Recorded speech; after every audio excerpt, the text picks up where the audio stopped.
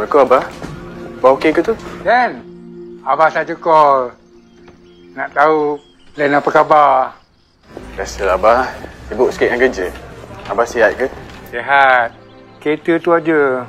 Buat Abah pening kepala sikit. Macam-macam bunyi. Entah daripada mana. Dan balik raya nanti, bolehlah. Kita repair sama-sama. Macam dulu-dulu. Maaf, Abah. Dia busy sikit sekarang ni. Balik cuti raya nanti, dan rehatlah banyak-banyak. Bah, dia betul-betul dah kena masuk meeting dah ni. Yelah, aku faham. Sekejap lagi, dia telefon Abah balik. Janji. Abah.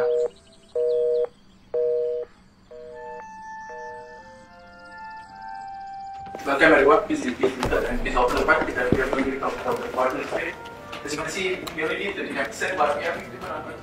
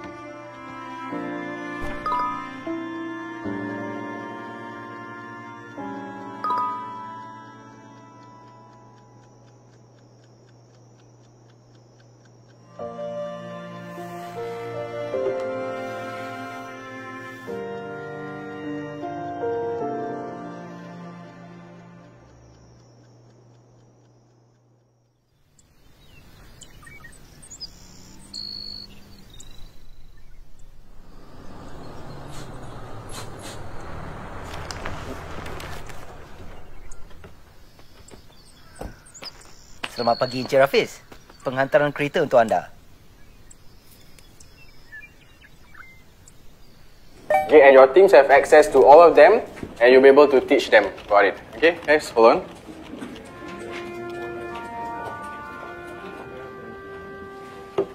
As I was saying,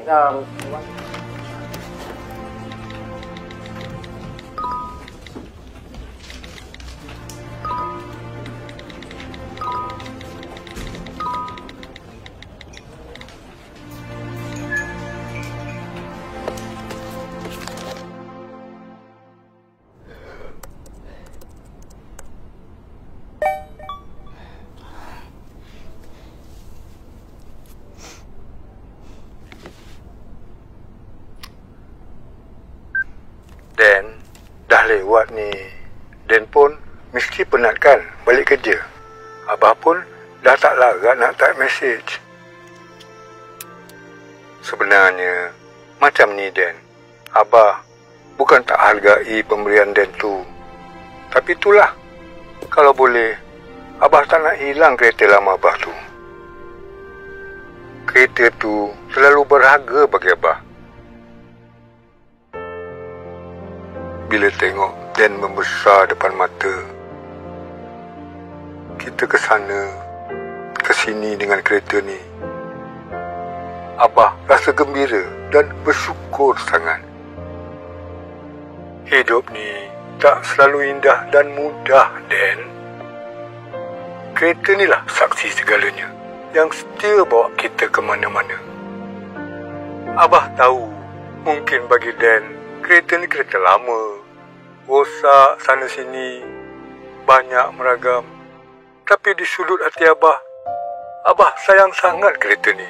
Dan kalau boleh, Abah nak simpan kereta ni sampai bila-bila.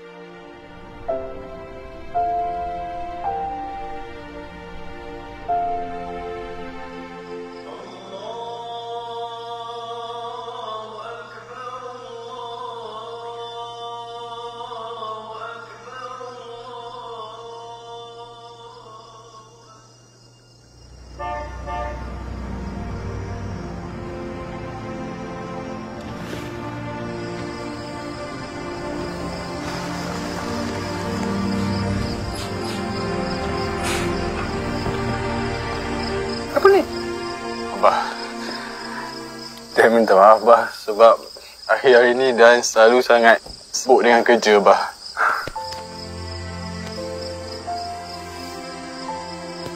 Tak apa yang nak dimaafkan. Dan ni kan anak Abah. Yang penting, Dan balik raya tahun ni.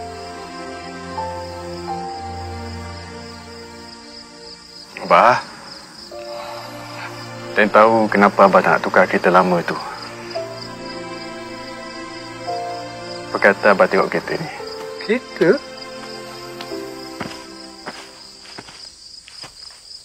Sekarang baru Dan faham kenapa Abah tak nak lepaskan kereta tu. Abah pun bukan nak beli kereta baru pun. Ni, Bah. Bukalah.